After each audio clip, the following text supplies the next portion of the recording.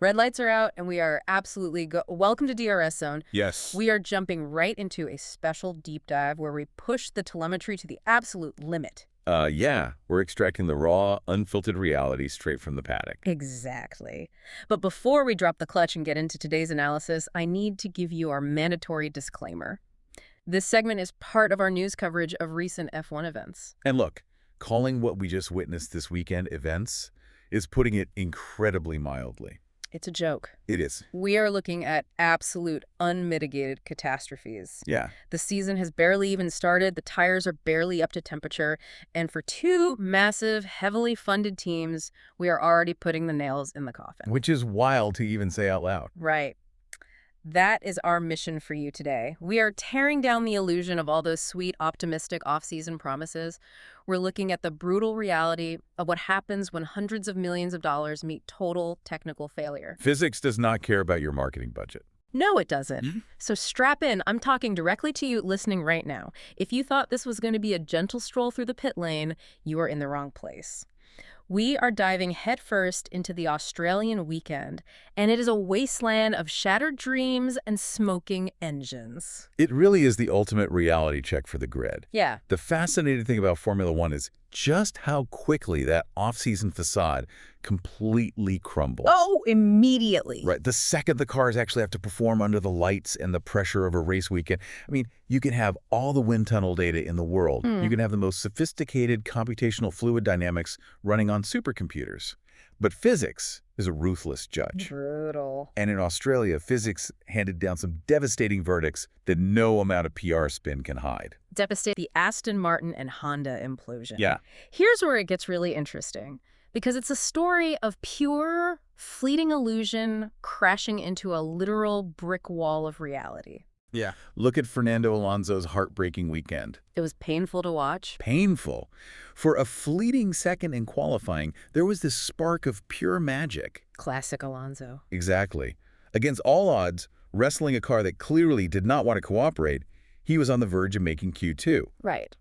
Then Sunday arrives, the lights go out, and he delivers an incredible trademark Alonso start. Shoots right up there. Right. We see him sitting there in 10th place, and you find yourself looking at the timing screens thinking, wait, what is happening here? Does this car actually have race pace? But it was a mirage. A total mirage. The hammer comes down, reality hits, the car starts going backward through the field, just bleeding lap time. Yeah. And it ultimately ends in total abandonment. The high hopes for the year, they are officially dead. They are.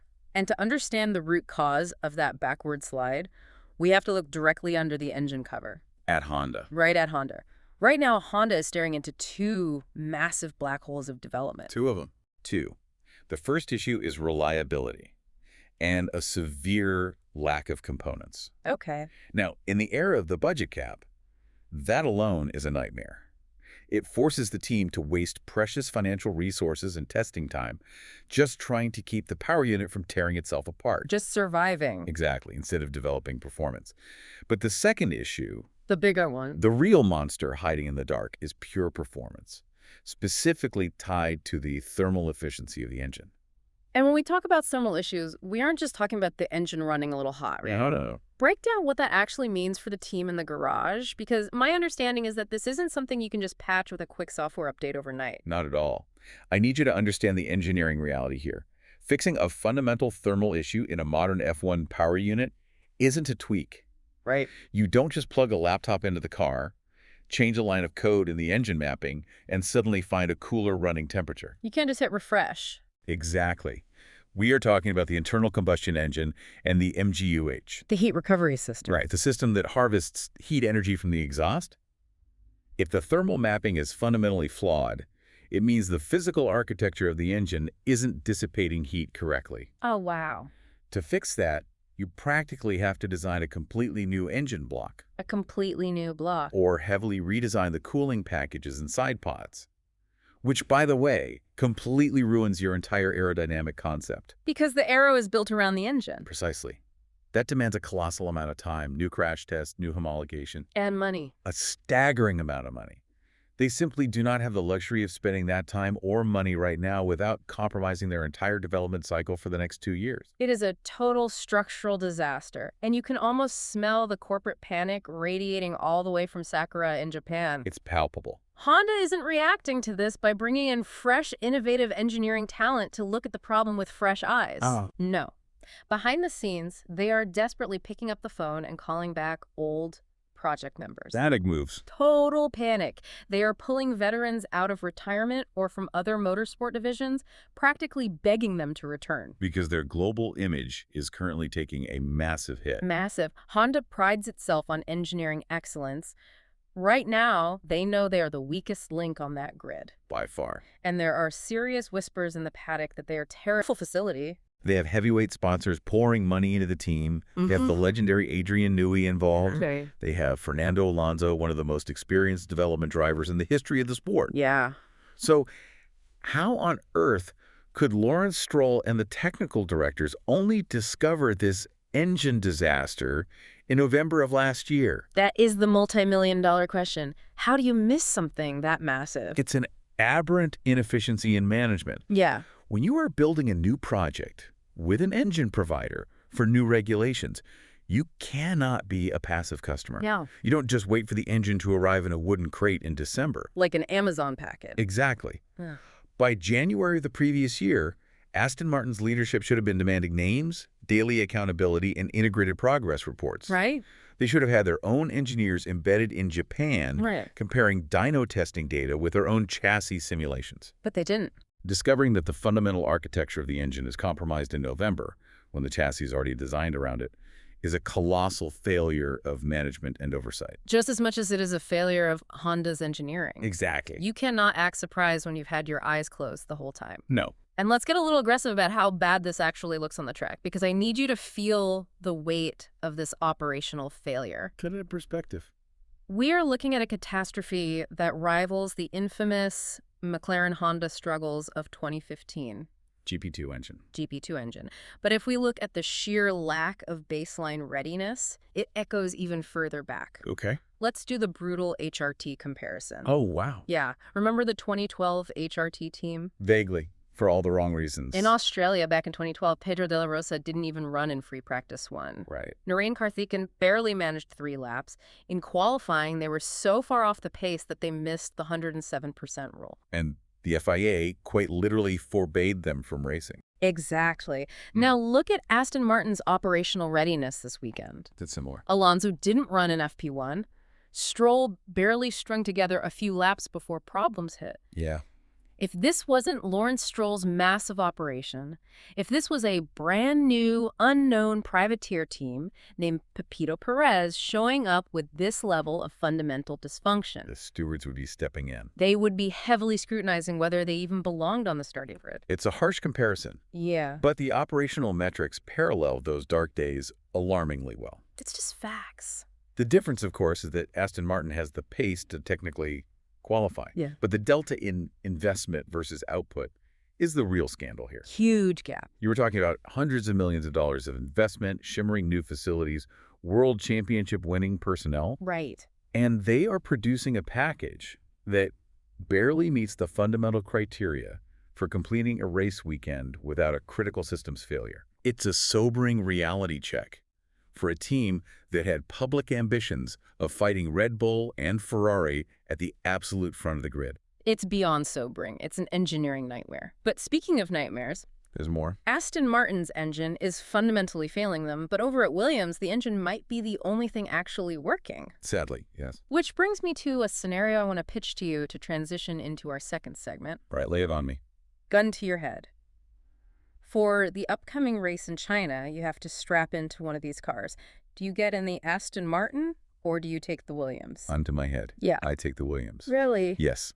And I don't say that because the Williams is a good car. No. I say it purely because the Aston Martin, given the severity of the thermal and reliability issues we just unpacked, has a high mathematical probability of a DNF. I did not finish. It likely won't even cross the finish line in China. Wow. The Williams chassis is deeply, fundamentally flawed.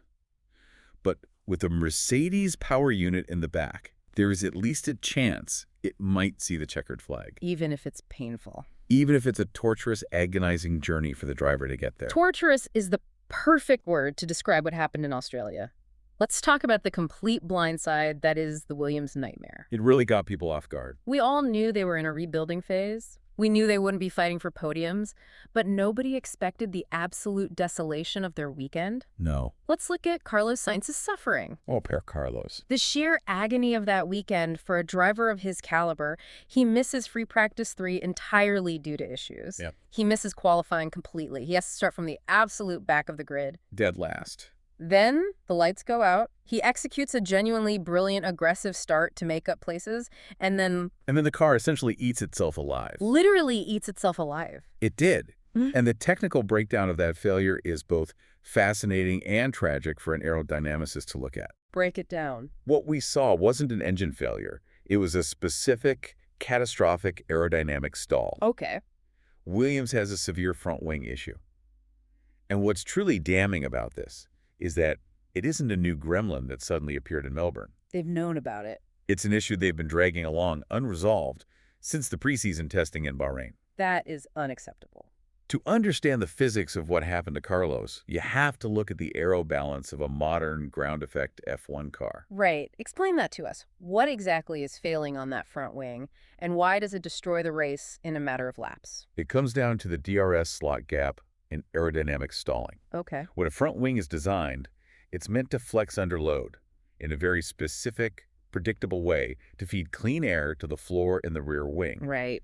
But when that wing fails or flexes incorrectly under heavy braking, the aerodynamic load suddenly shifts. It just disappears. It's essentially like trying to fly a plane where the wings suddenly change shape and lose their lift the exact moment you hit the brakes. Terrifying. The car instantly loses rear grip. And when a Formula One car loses its aerodynamic load, the mechanical grip, the tires, has to do all the heavy lifting to keep the car on the track. And the tires can't handle that. No. The result of the car sliding around without aero support, savage, destructive graining on the front left tire in just 5 laps. 5 laps. The rubber literally tore itself apart because the aerodynamics simply gave up on supporting the chassis.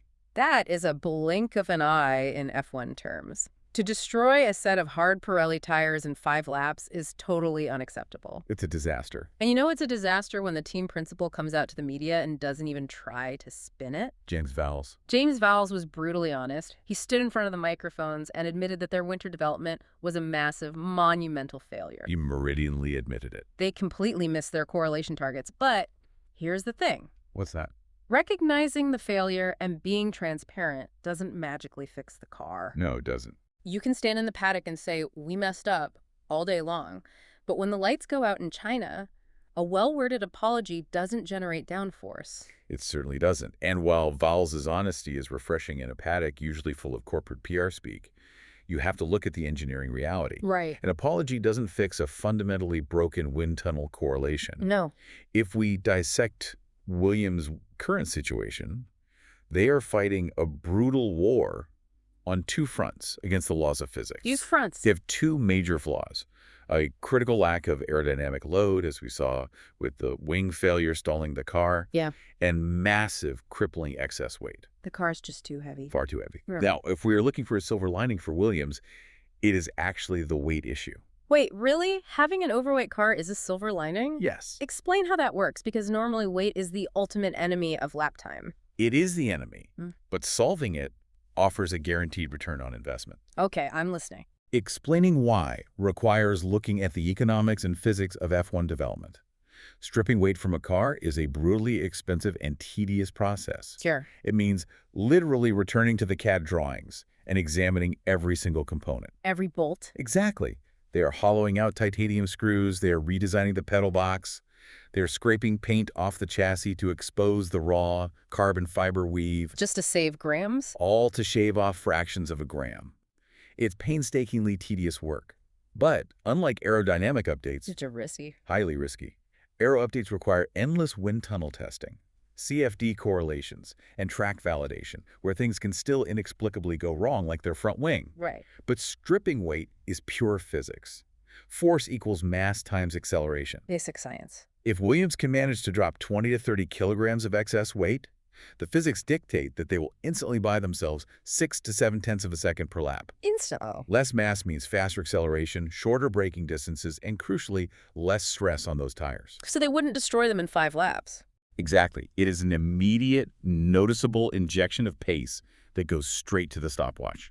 No wind tunnel required. 6 to 7 tenths of a second. Massive. That is an absolute lifetime in Formula One. That is the difference between getting knocked out in Q1 and fighting for solid points in the midfield. It changes their whole season. But let's be real for a second about the human element here, about why Carlos Sainz is even sitting in that cockpit. Big picture. He went through all that suffering, all that agony in Australia for one reason and one reason only. The engine. Securing the 2026 Mercedes engine.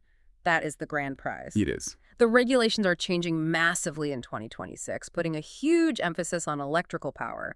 And Mercedes has historically nailed engine regulation changes. They dominate them. The one saving grace for Williams right now, as they strip hollow screws and watch their aero stall out, is that at least they have that baseline of power unit competency to look forward to. They know what's coming. At least they aren't dealing with Honda's thermal nightmare or an unknown Audi project in the back. Exactly. Yeah. It's the ultimate long-term chess move by Sainz.